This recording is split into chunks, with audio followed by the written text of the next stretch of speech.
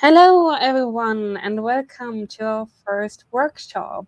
Um, we have Natalia here, who is a data engineer from Brazil and has a passion for learning new things and eating cookies.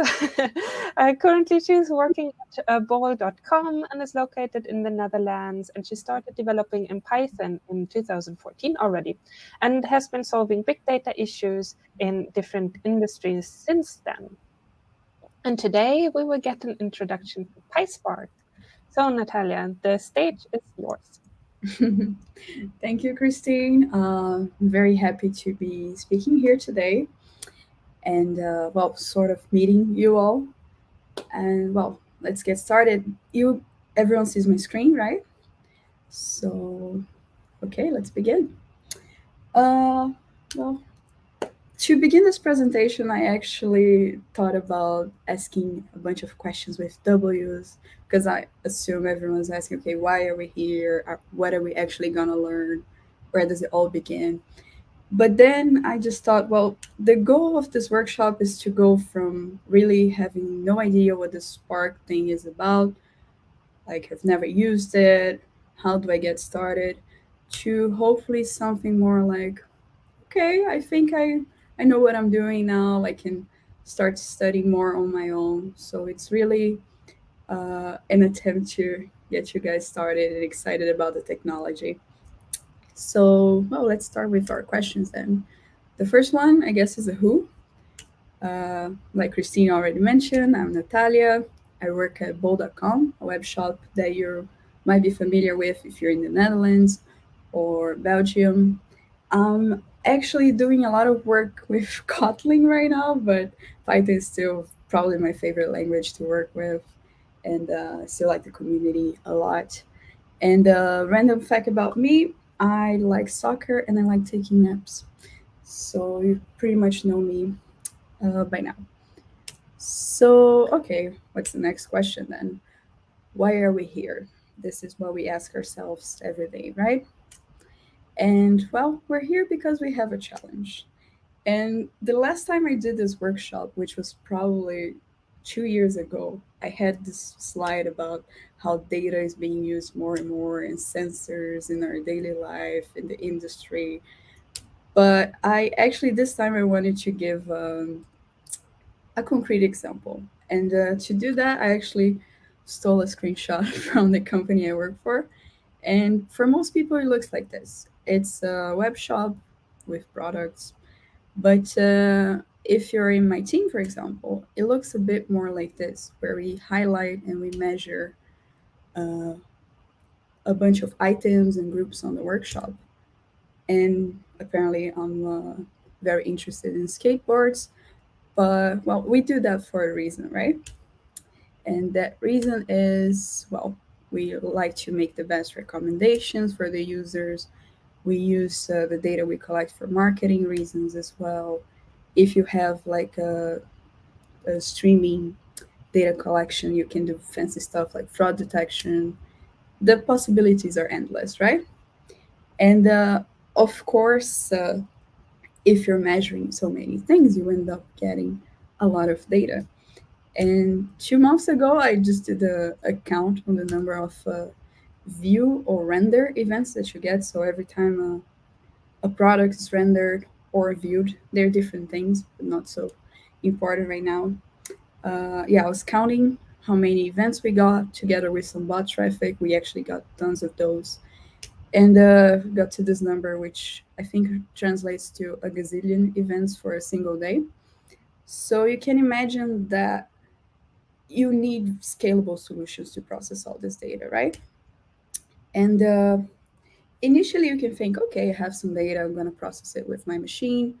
And if it's not good enough, I'm just going to get a better machine, a bigger machine.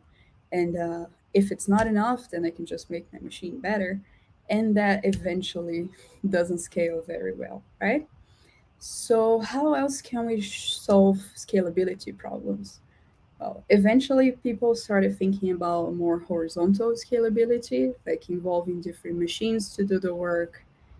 And that's how we start talking about parallel data processing. And to introduce that, There are a bunch of things that are important for parallel processing, right? You need efficient communication between the nodes. You want to have a good overview of what's going on in your cluster. You want efficient task distribution to all the workers you have. You need it to be redundant. And well, if only there was a tool to help us with that, right? And luckily there is. So we're here to talk about Spark. And it's actually not the technology we use at work, even though I showed you all the motivation there.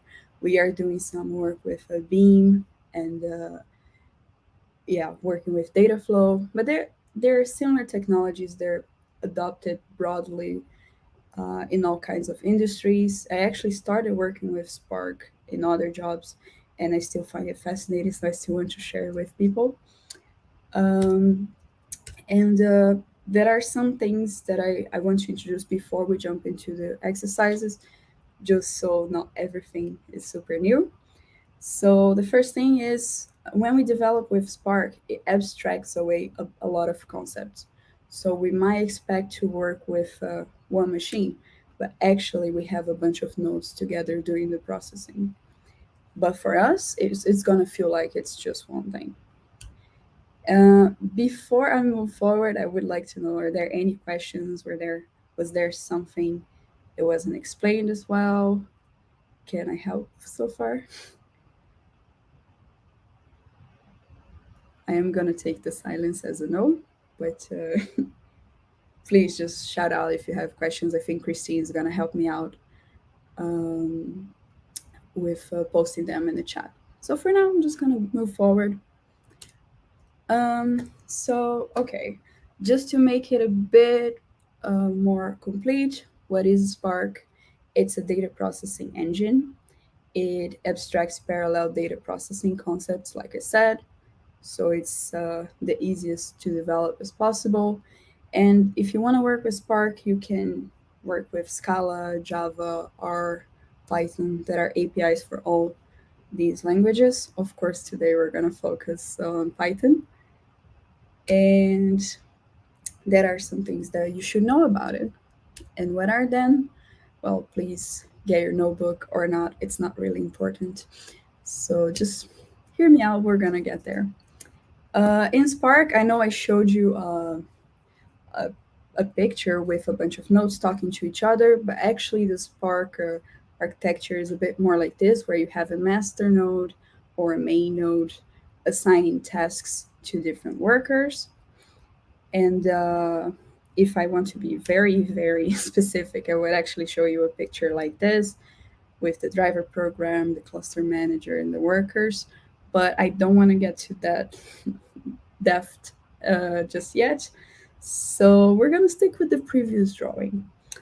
Um, the Spark architecture, of course, as you can imagine, it can do a lot of things with Spark, right? Not just SQL, but also streaming, doing some machine learning. There are some very nice graph algorithms available, and there are the different APIs that I mentioned. But of course, we cannot learn them at the same time. So for this workshop today, we're going to focus on Spark SQL and Python. And for the sake of this presentation and this workshop, nothing else exists, right? So, okay. Like I was saying, we have the core API. And I want to tell you a little bit about the story. In the beginning, in Spark, people would use a lot of these RDDs, which you can think of as a data collection, but not structured. So yeah, the schema was very free. You had a lot of freedom to work with your data, but it was I remember it was very ugly code, and it was difficult to work with the data. It didn't perform as well. You would very easily find some errors that are hard to debug. So eventually, people started using data frames were introduced, and people started using them more because there's a specific schema that you use, and that helps with the performance of the application. So also for today, we're only going to focus on data frames. This is our data collection, and we're going to ignore the RDDs a little bit. Okay.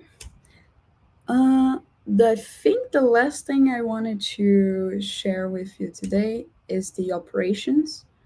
And there are two different types of operations in Spark, and they are transformations or actions. And okay, what are transformations then? Let's think of a data frame, and let's say we want to transform our data. And the data frame again is just you can think of it as a table, for example. You want to filter your data, or you want to select a few columns, or you want to do some group by or some aggregations. You are transforming the data that you have, right?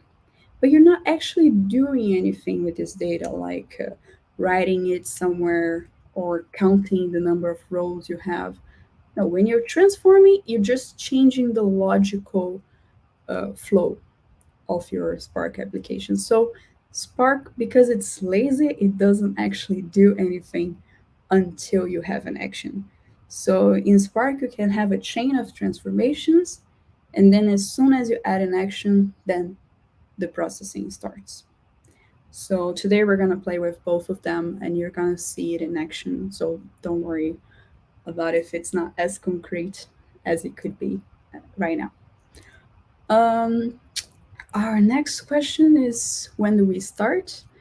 And that would be now, unless someone has questions. We'd love to answer them. I'll give a few seconds for you to type. If not, we'll just get started. I would like to know if everyone has a link to the repo so we can get started.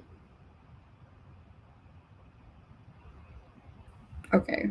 Oh, I see Christine. But Yeah, we don't have any questions at the moment. But I shared a link to the repo in the comments on the site. So have a look there, and then you should get it. I can also share it on Slack channel again in the workshop panel track, because I guess it's very essential to follow along. Yeah, right now if you don't have the repo, it's gonna be a bit tougher to join. And in the repo, there's instructions on how to set up an environment. So I'm gonna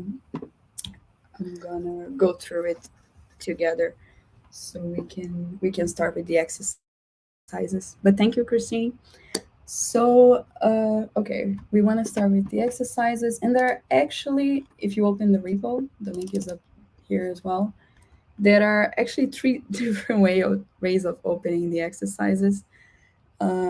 I am gonna go through them using the Databricks platform because it has some nice visualization options, and it's the tool I've been using since I created the workshop. But if you have Python 3 installed and you just want to run your notebook locally, you can scroll down in the README to option C. And then it's just about writing a few commands. I can even run it here right now to set it up. Like I have my IDE open. So basically, I don't know how familiar everyone is with local environments, but we're basically gonna create one. We already have a Venv, but it's okay. We're gonna create a virtual environment and well, activate them so we can isolate the dependencies we have installed in Python. So when I activate my Venv, I'm here. Can install the requirements with just one command. And yeah, I need to run this command to make the virtual environment available for Jupyter. And then with the last command, we actually get the notebook running. So this is the option C to run it. If you want to try out actually having a cluster to process your data, you would go with Databricks instead. And I think this is actually what I'm gonna go for because better visualization. but you can choose. Databricks has this community option. I see there's a comment. Let me see. Oh, thanks for sharing the link, Christy. Okay, so I would love to know if everyone managed to have a working notebook, because then we can get started. But I don't want to start just myself. That's not the goal of the workshop. Just a bit of context on what's going on right now. I already imported the notebook into Databricks. There's the instructions are on the README, but basically there are two main things that if you want to use Databricks that you have to do. Well, three. First, create the account for community. Second, you want to import the notebook. I already did that. And the third one is just load a sample data file. It's also in the repo. It's called sales records CSV. And once you upload the file, you should be able to get started with the exercises. And for Databricks, you actually need to start a cluster. I don't know how nodes I get in the community edition on the default cluster, but anyway, it needs to spin up, install the dependencies so I can actually start running the cells in the notebook. So yeah, it takes a couple of minutes to start. So in the meantime, I'm super curious where everyone is with the setup. Do you prefer the local setup or the platform? Oh, please increase the font size. It's very hard to read. Thanks, that's a very good tip. Okay, is it a little bit better now? I hope it is. If it's not, just let me know. Yeah, I also will put your presentation on full screen so that it can take a little bit more space. I have one question. So I downloaded the repo, and in the zip file there was like workshops and solution, and in workshops there's this one notebook that we should import into Databricks. Yeah. Do I understand that correctly? Yeah, exactly. So you're gonna get a link. Well, let's do it together. So there's import a notebook. If I right click and copy the link, I can go back to Databricks. Well, if I open the link here, it's gonna give me the link to the notebook that needs to be imported. So I can go here to workspace. I think this arrow here, then I import. There's a URL box. I paste the URL and then import. Then I get the notebook. So I'm gonna share the link. I don't know if I can share it in the comments, but I'm gonna put it on the private chat if people just want to copy and paste already in the Databricks platform. Yeah, I can actually start a cluster again because I already have one running, so maybe let's go with that one.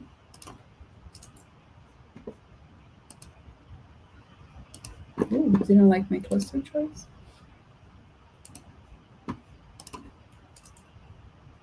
Okay, so when you run a command in Databricks, you can see like the Spark jobs that are running. Here, just reading data from the file that we loaded created two jobs. And if you're very curious about what's happening with them, you can click on view. It's going to give you some more details. I don't know if there's something that's not working in the platform right now, but it should appear in this box. But we actually don't need that, so I'm going to skip this part. So I don't know, Christine, did that help importing the notebook? Do you still have questions? How's it going there? Yeah, I think I didn't use the link. I downloaded the file and then imported the file, but I have the same view as you have. Okay. So I think it worked. Okay, that's the most important thing. Yeah. So, do we need any special settings for the cluster? We are gonna go through the settings. By default in Databricks, you can already start developing for Spark without changing any settings. There is one of the exercises that we're gonna bump into needing changing some configuration. So I'm gonna use that as an opportunity to change configuration. But in Spark, there's actually a lot of properties that you can change, like about parallelism and yeah, I didn't feel like starting with that, but there's definitely the option to change configuration, but we don't need to touch that now. So we can already start loading our data and seeing what it looks like. Um, I'm curious, like, did you manage to start the cluster, run the first cell? There's actually a nice command to run the cells, which is Control Enter. So it should trigger the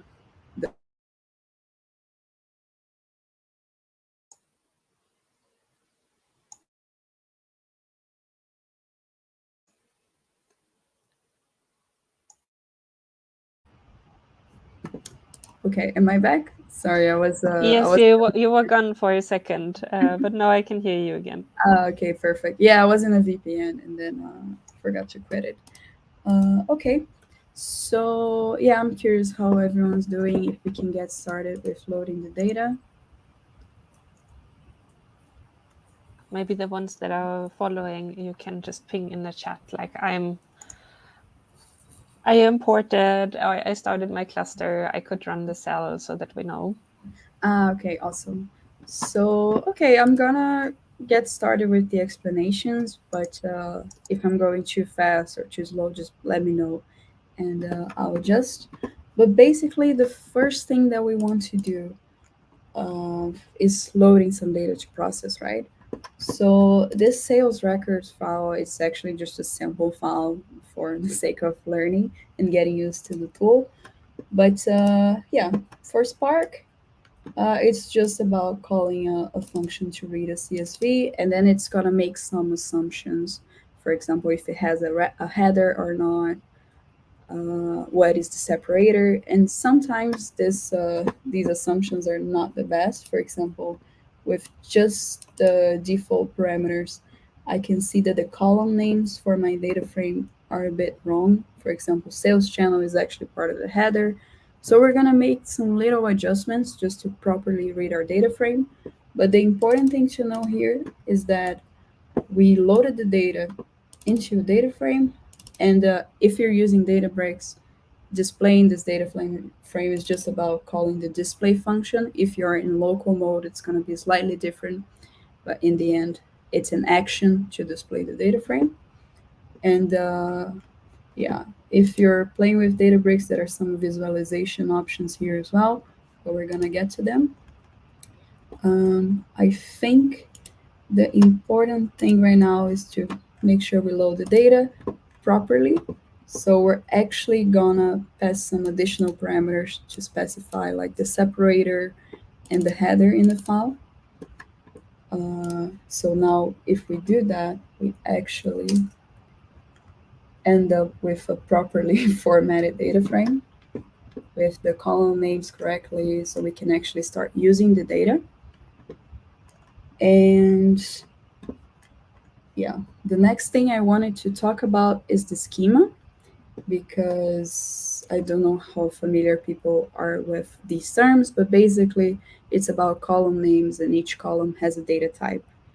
Since I just loaded data from a CSV, Spark assumed that all the data types are strings, and that's not necessarily what I want to do, either for performance or because I want to, let's say, do some calculations. So for me, it's going to be interesting to change some of the data types. And there are multiple ways of doing that, right? You can specify that as you're creating your data frame, or you can apply some transformations. You can specify a schema.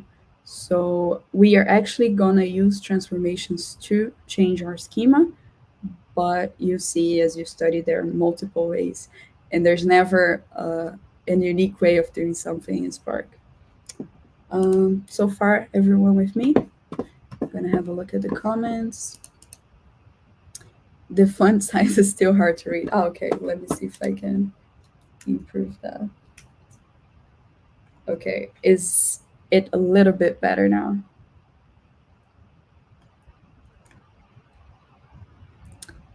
Okay, I'm gonna assume it's okay for now, but if it's still not, I'll increase it again, no problem.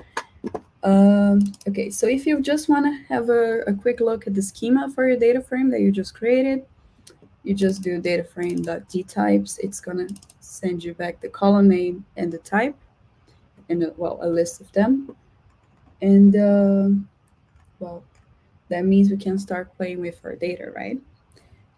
The first thing that we're gonna do to transform our data frame is gonna be just select a few columns.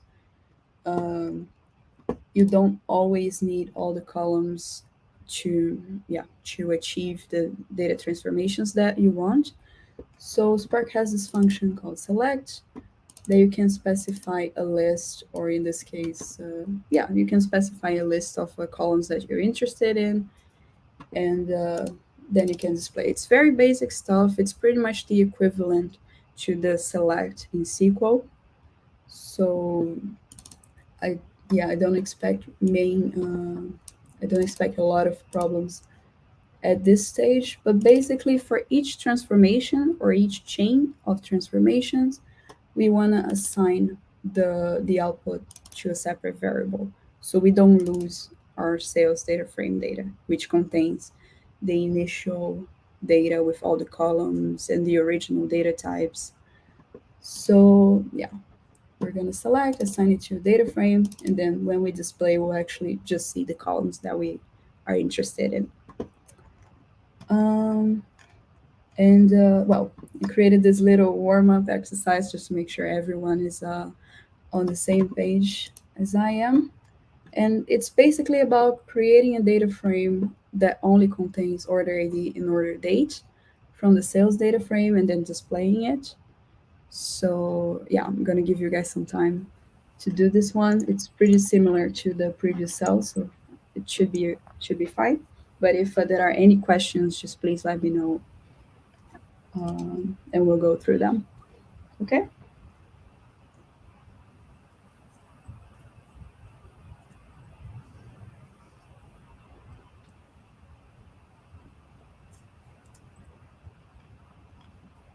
Okay, I had some problem with the data, Okay. but I think I figured it out.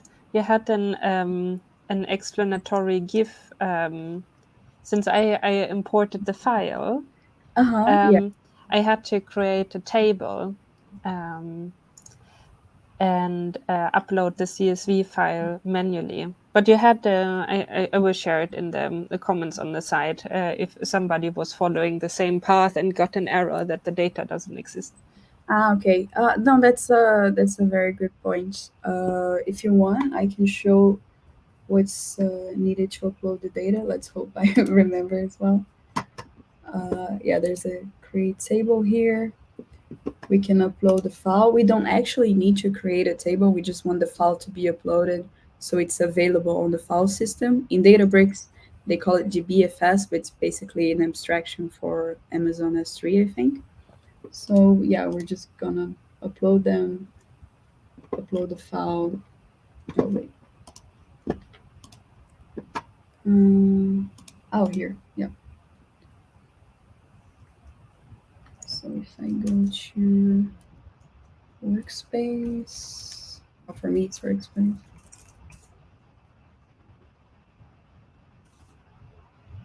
Inside workshop, there's the sales records file. So yeah, as soon as it finishes loading, it's already available for your notebook. So no need to like create table with UI or creating notebook. As soon as you see the green tick, the file is there.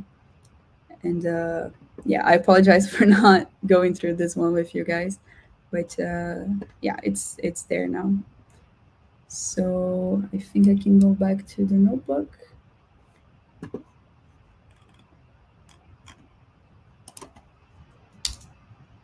Yeah. So yeah, I'm curious, how did it go with the warm up exercise, guys? Everyone still with me? Okay. yeah, I'm gonna do this one together with you. But basically, since I'm a lazy person, I'm just gonna copy the previous cell content to this one and change the columns that I'm interested in.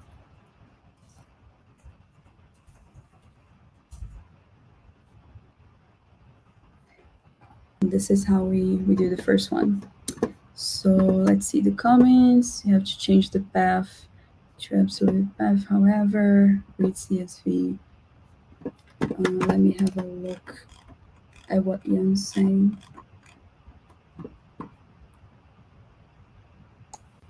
Yes, Okay. I also had to use the absolute path. Oh, okay. That's But I also clicked on import as table, and then it displayed this path, like PyShare table sales record CSV. okay. Well, if this is the way that's working for you guys, it's perfect. For me, I uploaded the file to the file system and then it was fine. But yeah, there's Oh, this yeah. opportunity in the comments if the DBFS didn't work for you guys. Yeah, it's great to get help through the comments. Thanks a lot. Definitely. Thanks, Young. Or Jen, I actually don't know how to pronounce your name. Sorry. Um, Warmup exercise. Okay. So if everyone's done with the first exercise, and please let me know if you're not, we can move on to the next transformation. This one is a little bit more interesting for us because you can actually achieve a lot with this select expression. And why do I say this? Well, it's basically because it gives you all the power that you had with the previous transformation, with the select, because you can specify a column name if you want, or you can specify an expression. So, for example, in this cell here, I say, okay, I want to get my sales data frame and I want to select the item type, but also I want to concatenate a random string like, oh wow, and then I want to call it impressed item type. Of course, it's a very random transformation, but it's just to illustrate what the types of things that we can do.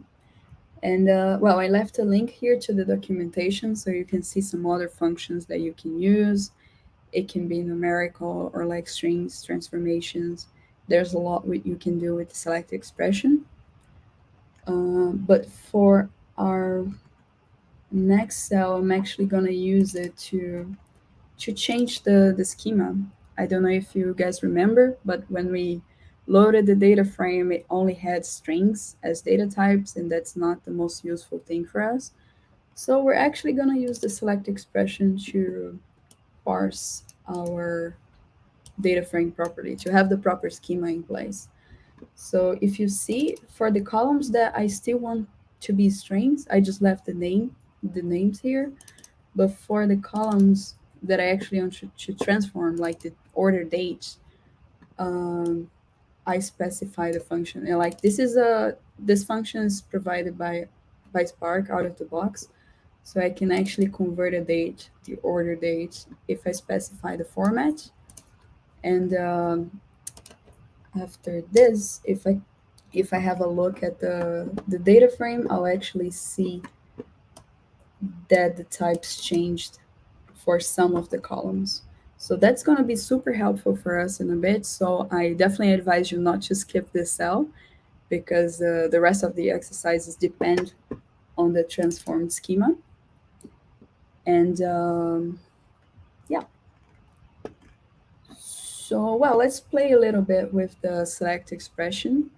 And well, just to get it started, let's try to display the unit price in cents instead of euros. So let's assume, yeah, the price is represented in euros right now, but you're super interested in the cents. What kind of transformation do you need to apply to get to this result? So yeah, let's find out.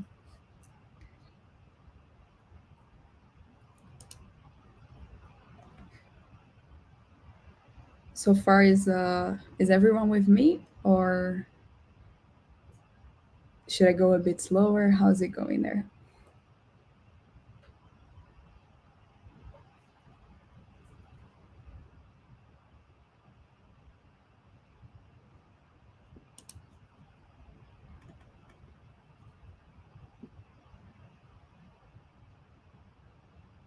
Okay, I'll assume it's all going well. So I'm gonna do this exercise together.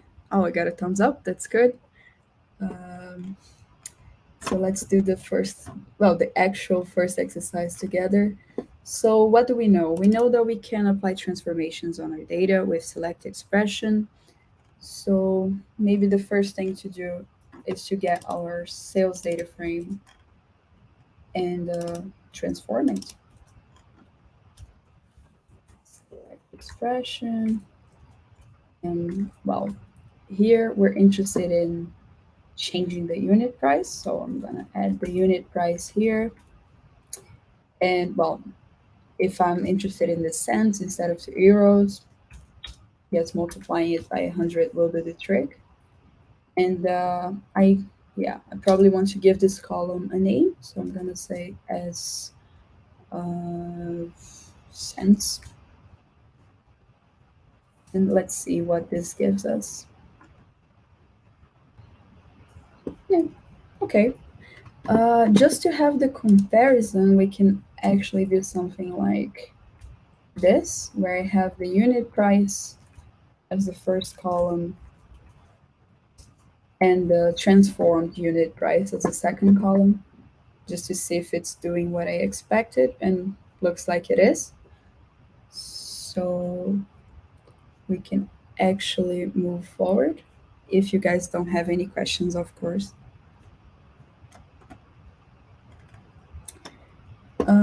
One thing that I did for the last time I did this workshop was create additional exercises because for that time people also wanted to learn Python, but I'm assuming you guys know a bit more Python, so I'm gonna leave the additional exercises if you're interested, or if you're going a bit faster than I am.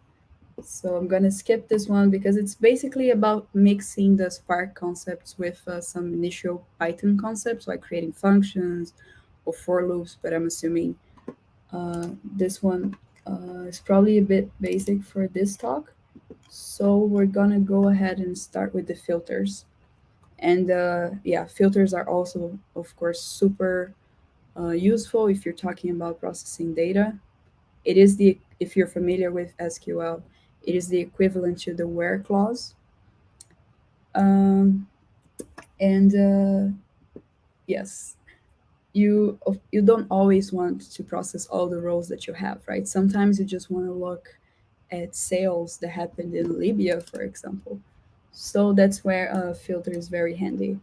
And in principle, it's still the same. You're going to have a transformation. You got to put it on a data frame, and then you can have your action, which so far has been display, but it could have been count or anything that you find interesting.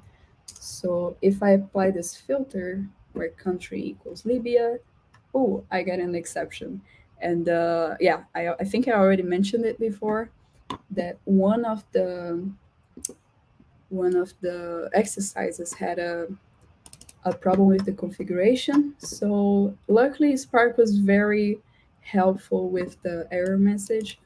So it literally tells us how to use the which configuration to change for this to work. So we are gonna take advantage of that. So if I remember the syntax correctly, I think it's spark.conf set. Let's see. I don't remember the syntax exactly, but let's give it a try. So you specify the configuration that you want to change, and then the value. And yeah, if you're in the notebook, again, it might be slightly different because you need to have a session, but Databricks already gives you that. So if you're working locally and you need some additional help, just please let me know. But I think we managed to change this parser policy to get this exercise to work. Yeah, okay. So this is the syntax indeed. In Spark, you can specify the configuration when you launch the job, or if you're just playing in a notebook, it's not a production scenario, you can do this that I did, just call the command to change the configuration as you go. Usually it's not the recommended thing to do. You want to have your configuration before you start with the transformations, but for the sake of the workshop, we're going to change the configuration right now. So, okay. Now we're actually only seeing cells that we had in Libya. And let's say I wanted to have a different action here. I could say, well, I want to get my Libya data frame and do a count. I just want to know how many sales I have in Libya. So I could do that. This is a Spark function. And okay, I have 6 apparently. That's good.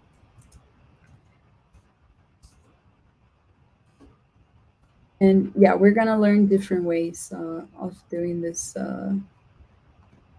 these counts, but one of them is to just count, to call the count function. Okay, well, let's put this into practice. Let's build and show a data frame with orders where the unit cost is 50% or less than the unit price. And yeah, I wanted to remember you guys that the generated data frames can be assigned to variables and the transformations can be chained. So I can apply more than one transformation. It's not necessarily what we're going to use in this exercise, but it's nice to keep in mind that you're not limited to doing a filter or doing a select. You can actually have them chained if you want, of course. So yeah, let's give it a try with this exercise. If you, for some reason, get stuck or you finish the exercise, you want to share your solution, you want to see if it's missing something, just please share it in the comments. We're going to go through it. Just, yeah, just let me know. I'm curious if there's something else like.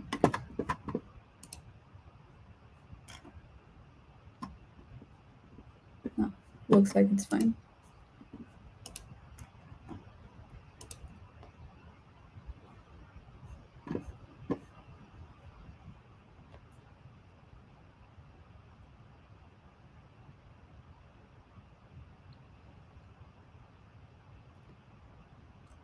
Yeah, I'm gonna give you guys a couple of minutes for this one, but basically we don't need to overcomplicate. There are multiple ways of solving this. You can actually use a combination of a select expression and a filter, or you can apply the filter with an expression in it, and that's also gonna do the trick. So yeah, I'm very curious uh, of which solutions you guys prefer, what you come up with.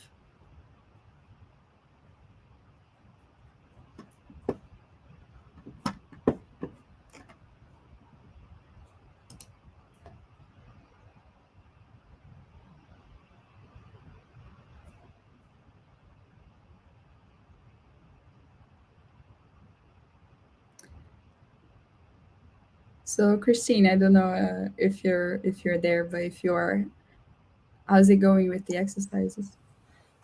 Yes, I'm there. I'm thinking hard how to calculate that. Yeah, this one's a bit trickier than the previous one, but maybe it helps to know that we can actually have an expression in the filter. So for example, if I get my sales data frame and do a filter, I don't want to do the exercise yet, but let's say, yeah, We could maybe do something similar with an arithmetic calculation of a column or another. Yeah, that was the goal indeed. So let's say I want to see just rows that have units sold greater than, I don't know, 6,000. So I could do something like this. And well, what are my, well, let me just select the units sold only. Units sold. So I only see the bigger numbers here. If I suddenly change this to 9,000, I start a new action again, so I only see these. But usually you want at least like an order ID together with your output. So you would do something like this.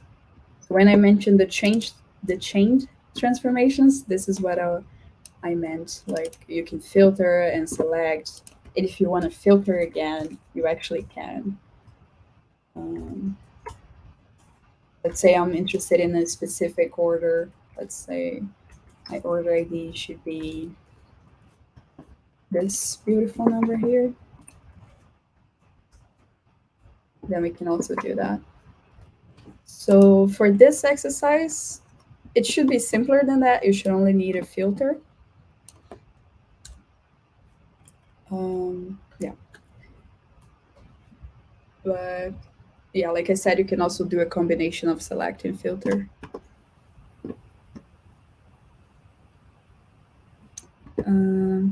Using only filter, it's simple, but I'd like to see a solution using chaining and collect. Okay, we didn't use collect yet, but I can show you guys in practice what it is. Yes, so let's say we want to use the filter. In this case, well, we're interested in unit cost. It should be 50% or less. So I think if we multiply it by 2, then it should be smaller than the unit price.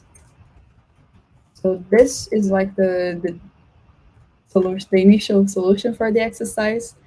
But Jen actually suggested that we do a collect as well. And in Spark, what a collect is, let's say you want to work with your output in a list in Python, right? That's not distributed, but it's possible that you still want it. So let's say you want to have all your output in just one variable, not parallelized. You don't want to work with Spark anymore. You just want to have your list. So I can say here, let's say collected output, and I have my low cost data frame dot collect.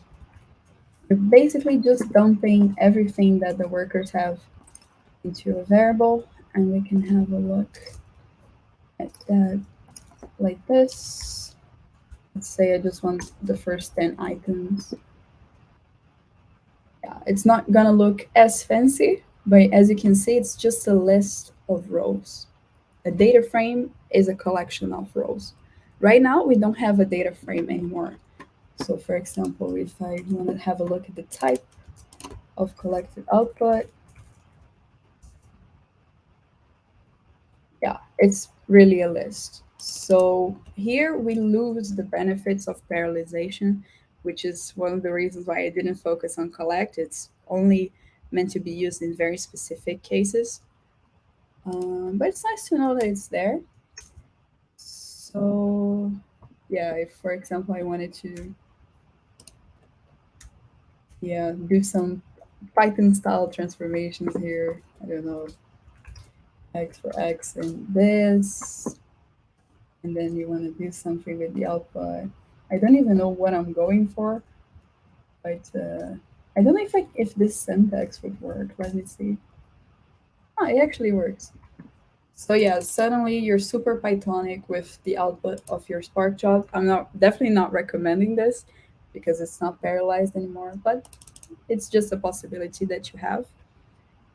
But yeah, for this exercise, the expectation is more that we continue in Sparkland and just display the data frame. Does that make sense? Okay. So yeah, I am gonna assume that everyone's with me, but please, if there are still questions or if you want to check if the output of your exercise is, if it makes sense as well, please just share it and we'll have a look. Okay, I'm gonna skip the additional one because it's basically about getting the first 5 rows using take. And the take is a variation of collect. Again, going away from parallelizing your output, but specifying how many rows you want. So instead of, let's say my output will have 100 rows, but if I use take 5, then I would end up with just 5. Okay. I actually wanted to talk to you about a group by as well. It's also another super common and very present in the SQL world. We often want to do aggregations. So in Spark, you can also do them. Let's say I want to have a look at the maximum units sold for a specific sales channel. Uh, in Spark, you would actually do this. You would get your sales data frame, you would group by a sales channel, and then you would specify your aggregation function. In this case, max, and then a max of what? A max of units sold. Again, I left a link to the documentation so you can see, for example, which aggregation functions are available. Yeah, and just if you want to learn a little bit more about that. In this case, well, there are only 2 possible sales channels, online and offline, and the maximum is quite similar. And if you're curious, just playing with the Databricks tool, you can probably visualize it as a pie chart or whatever you're interested in, a bar chart. And this is a feature that if you're local, you're not going to have, but in not Salesbricks, in Databricks, it's available. Okay, Jen is saying, thanks for the example. Good to know. Expected collect to return a data frame. No, actually, the collect returns a list, and the transformations that you have return a data frame. So every transformation is always going to return a data frame, which is why it's important to assign it to a variable. Otherwise, you're not doing anything because, like I said, the transformations don't trigger actions. So yeah, if you don't assign your output to another data frame that you can work with, just saying data frame dot filter something is not really gonna do anything. Okay, so if I scroll down a little bit, we have our lovely exercise number 3, and it's about building and showing a data frame with an average of unit price per item type. And yeah, you can find a list of the possible aggregation functions here, but a quick tip, average is really just .avg. So instead of max, like you have here, you could do avg. But I definitely encourage you guys to have a look at the different aggregation functions. It's super helpful for the future, I would say. Yes. Yeah, this one is about unit prices and types.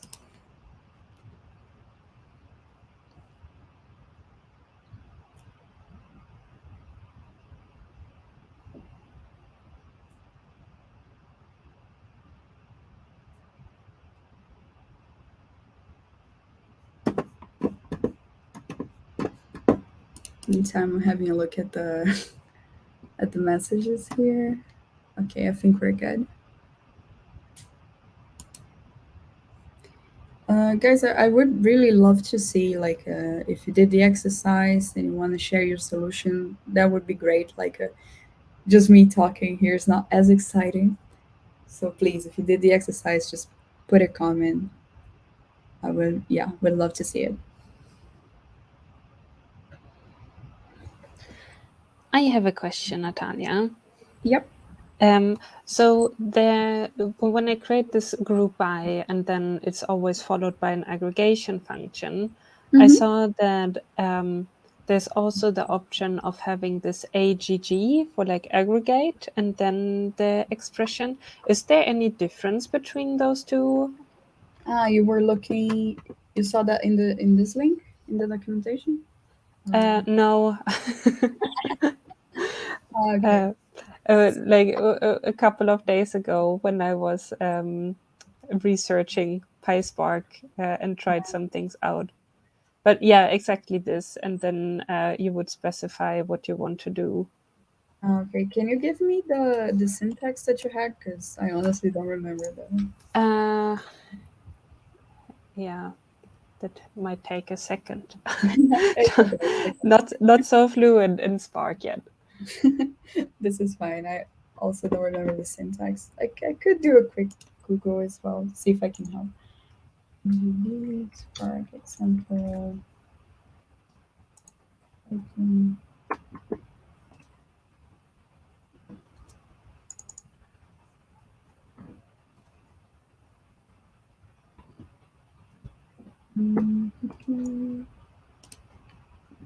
Yeah, so it would be aggregate and then the function that you want to use, for example, sum. I can just put it in the just put it in the chat.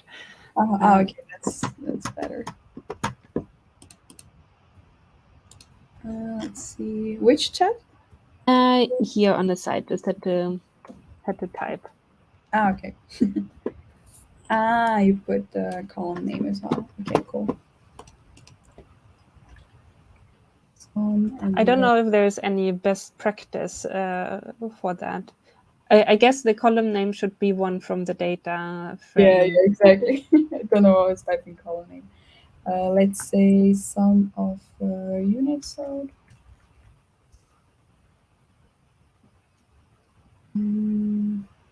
Aha. Oh, okay. Yeah, it can be that it's like this special Spark SQL function. So you would need an import. I can also. Yeah, true. There is an import for you to get the functions. Let me see if I find it. I also posted on the site here. Okay, awesome. Thanks for the collaboration. Yeah, I just try to understand like what is good to use when, like for readability or for performance, because the more complex you build it, the longer it doesn't make it necessarily better. Yeah, no, this is a very good question. Let me just get it to run so we can compare the two. So I assume if I do the average now, it's going to use the Spark function. Yes. So my assumption here is that performance-wise, it would be the same because we're still using the Spark functions. Readability-wise, I tend to see the previous syntax a bit more with just the function and the column, but honestly, I can't think of a big difference between the two. It's almost like a, a preference thing. But it's yeah, I guess it's nice to share like both possibilities so people can choose. But yeah, we're still using the Spark function, so there's no performance impact. And yeah, honestly, I've seen both being used. So yeah, it's this import is actually something that you're gonna use very often if you're using Spark. So it's very nice that you shared, Christine. But honestly, I don't see a lot of difference between the two. It's more a preference thing. Does that make sense? Yeah, thank you. So let's see. I see something in the chat. I can get this to work locally because I was getting a Java home is not set on the first app. Ooh. Did you run so user Ashtasha? Did you run all the 4 or 5 commands from the README and it still didn't work, or did any command fail? Did you activate the virtual environment? Can you give us some more context on the issue so we can help? Okay. In the meantime, I guess we can have a look at the exercise.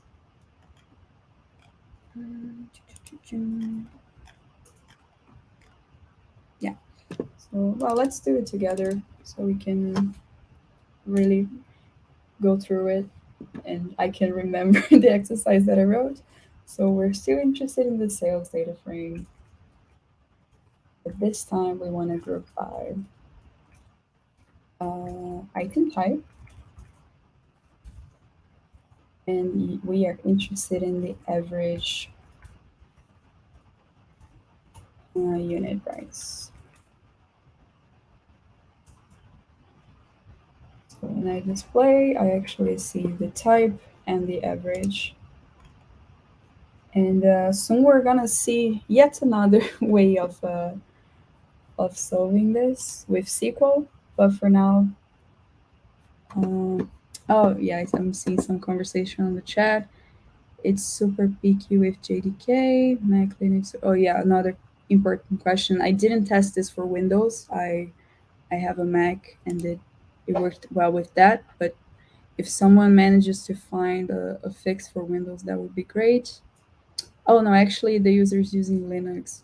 Yeah, I would expect to work in a very similar way, but maybe you can join us with Databricks because yeah, I don't have a Linux system to test at the moment. Yeah, so if someone else is using Linux and you were able to find a fix for the commands, that would be super helpful. If not, I would ask you, user ashtaf, to please create a Databricks account so we can do this together. Or also, I don't know if you guys saw it, but Zapple is a very similar platform as Databricks. It also, if for some reason you didn't like Databricks or it didn't work for you, there's also this option of using Zapple. Okay, so here we're starting to navigate towards using pure SQL, and it's also possible in Spark to do that. I would say I see it a lot less in in production environments, but yeah, if you're doing some data exploration, it's actually super useful to just be able to run a query on top of your data frame. And in order to do that, you do need to register your table first. So let's say you have your sales data frame and you want to, yeah, start running queries on top of it. So you call this function called the register temp table, and then you give your table a name so you can reference it. And yeah, my table is going to be called sales. And once we do that, it's just going to confirm and we can start running queries. In Databricks, they have this tag, the percentage SQL. It's of course not available if you're local. You would need to use a separate function. But for those who are on Databricks, you can just run a query like select star from sales, or you can of course get more fancy with like filters and transformations there already. But here I just wanted to show how easy it is to run a query on top of your data frame. And again, we can play with the visualization options. I don't know if any of them is going to make sense. Okay. So it actually already, even though I didn't specify anything, it already grouped by region. But usually when you have a more restricted data set, it's going to group by what you're interested in usually. So for example, on this exercise here, I would expect like a pie chart based on the item type. So, okay. I'm seeing some discussions still about the Java version. Yeah, super curious on how it's going. Yeah, Edwin, which Java version do you have? Yeah, like I said, I didn't have issues with Java, so it's important to me to know what people are struggling with to improve the workshop. So yeah, But back to the exercises, we actually have our lovely exercise 4, which is really a SQL exercise, because once you have the tag, it's just about having your query right. And in this case, we want to see the total number of units sold for each of the available item types. And just to make it a bit more fun, let's try to present our output as a bar chart.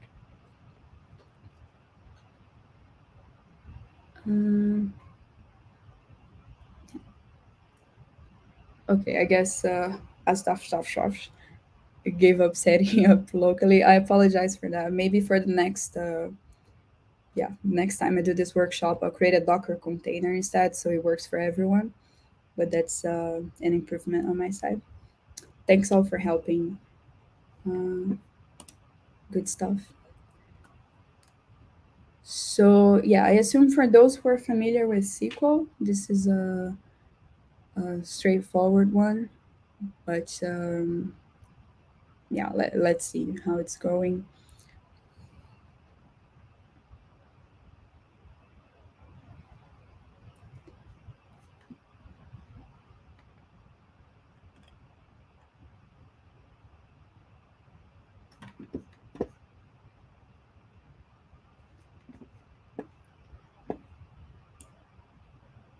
Yeah, I wanted to clarify here, like when I say the total number of units, that can translate to a count. So I want to see the number of units sold for each of the available item types.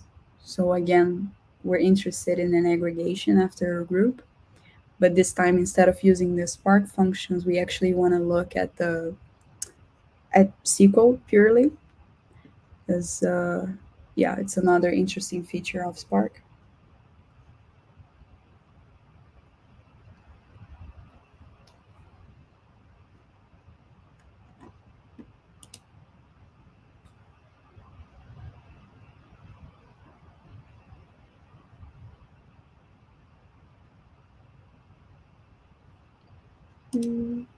Also, guys, if you have any feedback about Databricks, I remember on previous versions of the workshop, the visualization tool wasn't working very well. So I would love to know how you experience the platform.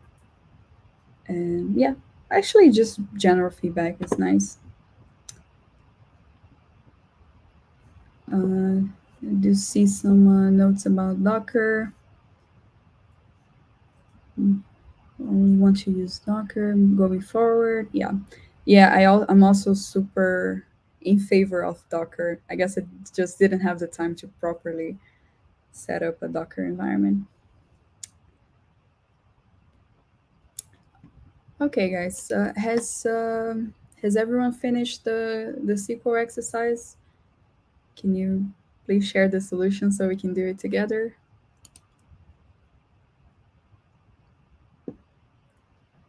Okay, I'll just. Yeah, I think we have some delay also, so maybe people are still on it.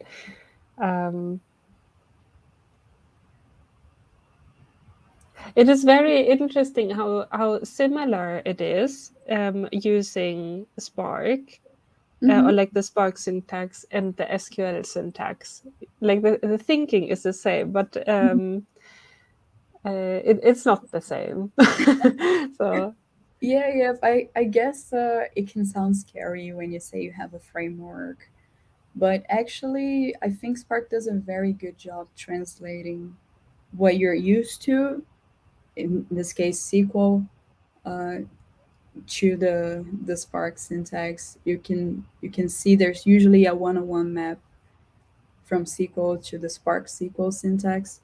So yeah, I agree. It's super helpful, and I also like the fact that they still allow you to just run queries if you want.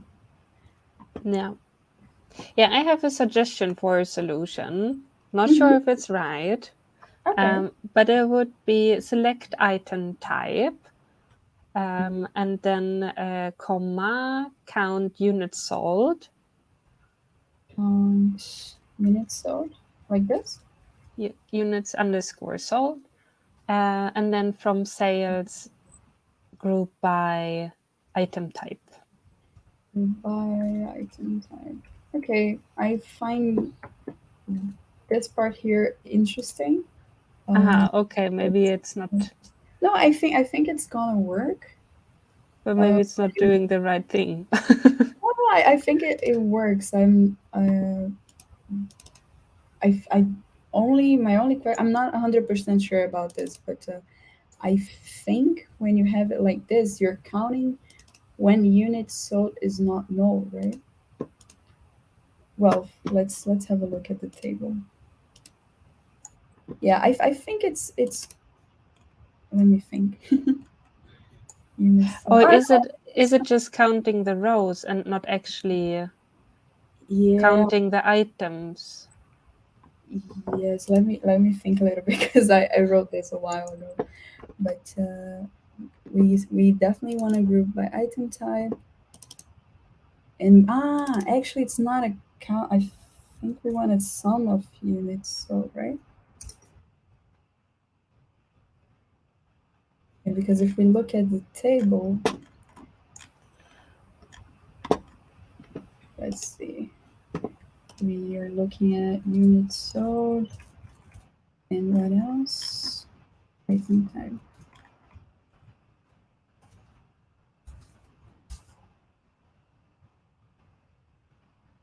Yeah.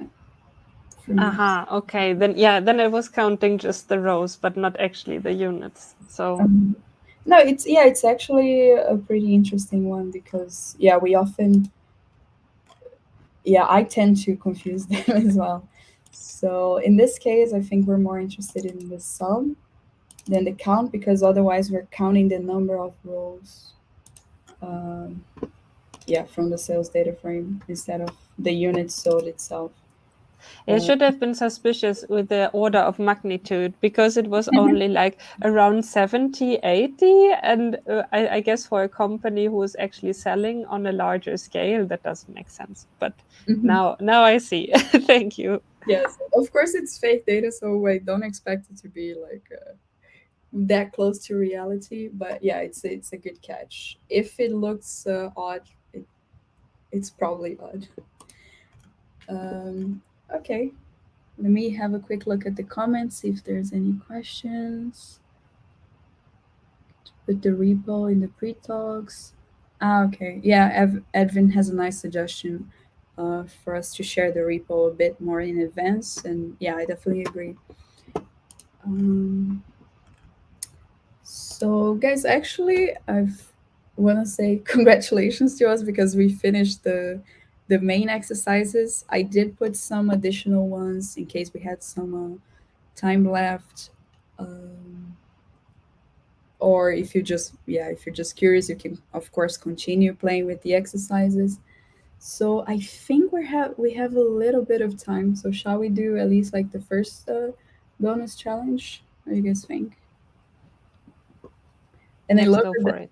okay, awesome. Yeah, because I love that there's the delay, so I keep waiting for answers. So thanks, Christine, for Yeah, I'm just speaking for the crowd. I hope I'm not stepping on anyone's toes. no, I love the interaction. Thank you so much. Okay, so the first bonus challenge is actually about solving exercise 4 but using Spark data frames. Like I said, if you're building code that you want to be tested, you tend to use, or more easy to read as well, you tend to use more the Spark functions instead of SQL. So let's say we have this nice query, but we want to translate it to Spark functions. How will we do that? And that's what our bonus challenge is about. So again, we want the sum of units sold per item type. And yeah, let's see what you guys come up with.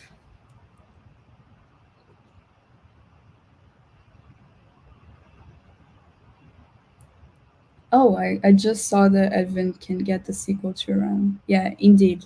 Having the tag here is important, the percent SQL, but also it's important to run the previous cells. So let's say you already started on exercise 3, it's important to run the other cells. So what I would do is click here, the run all above, to make sure that you have the data properly where it needs to be, because like we changed the schema, we changed the Spark configuration to get here.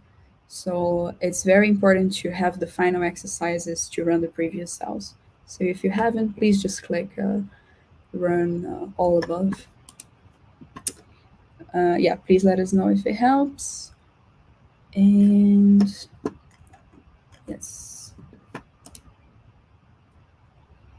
So again, for the bonus challenge, we go back to using the data frames. So we definitely want to start with our sales data frame, and then we want to do something. But I'll leave that to you guys.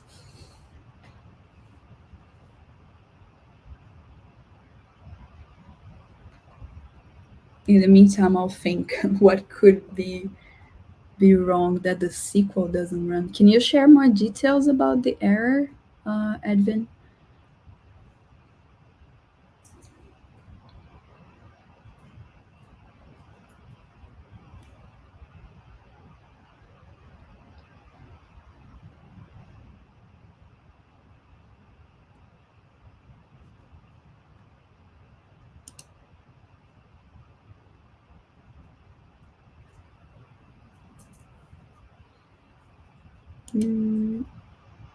Okay. Because we're approaching the end of the workshop, I'm gonna start solving this one as well. And for those who haven't seen, in the repo, we have this lovely folder called solutions. I didn't want to show it before because I actually wanted people to try it. But basically, for each exercise, we have the solution here. Yeah, so we are in bonus challenge number 1.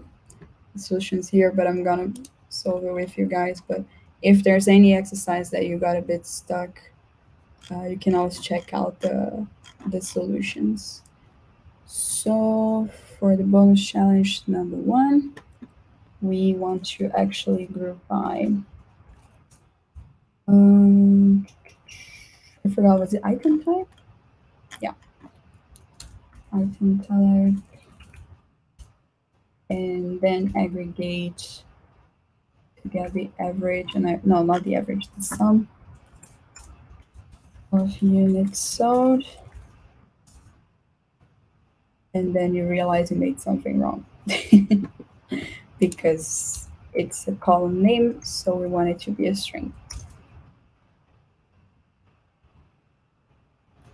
Or if you liked Christine's suggestion as well, I think you can do aggregate. Is it sum of units sold? Let's see. Nope. Like this.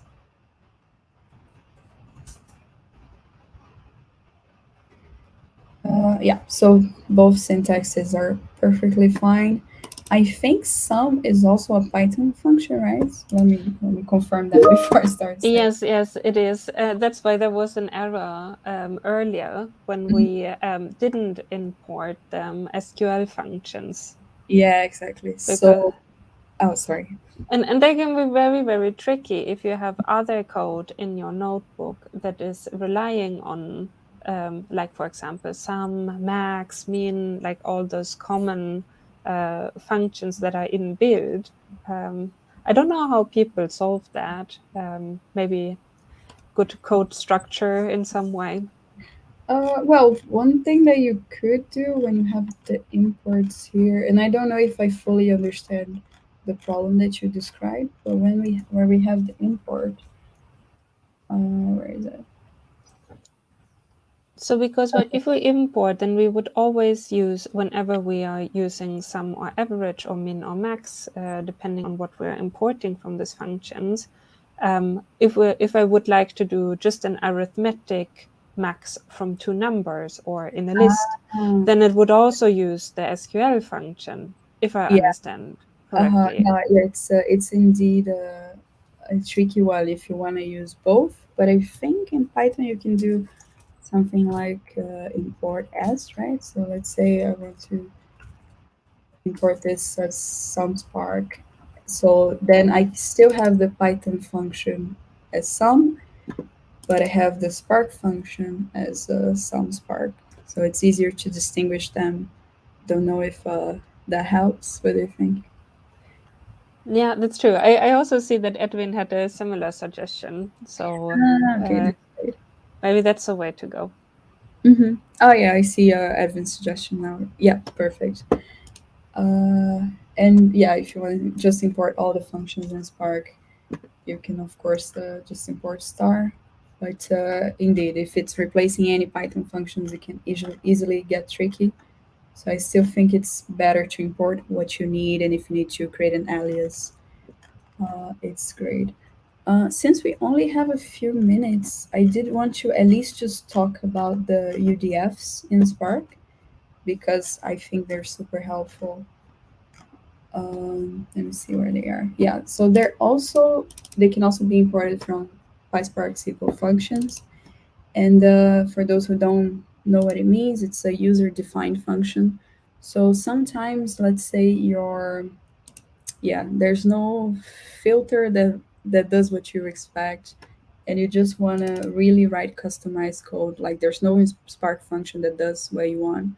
In the case of this exercise, it's adding a random number to your profit. I definitely don't recommend anyone playing with their profit numbers, but in this case, let's say you want to add a random value to it, then we can always use this UDF.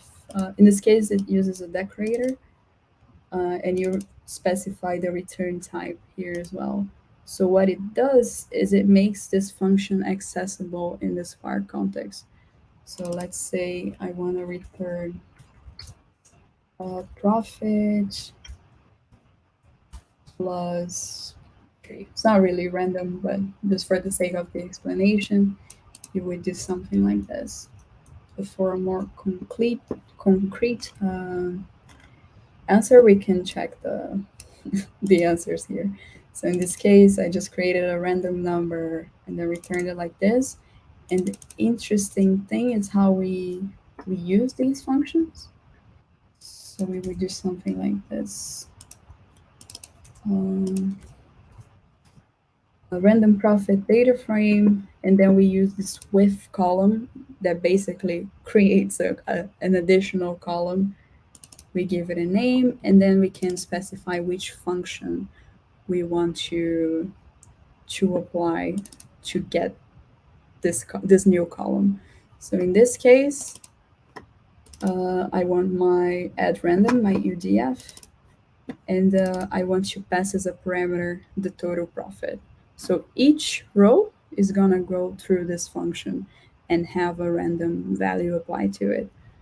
So yeah, it's a super helpful method that I felt I should mention. Uh, but at the same time, I wanted to leave like the last 5 minutes for questions. Um, yes. So do you guys have questions? Is there anything that you wish you saw here that we could cover a little bit in these last 5 minutes? How is it going there?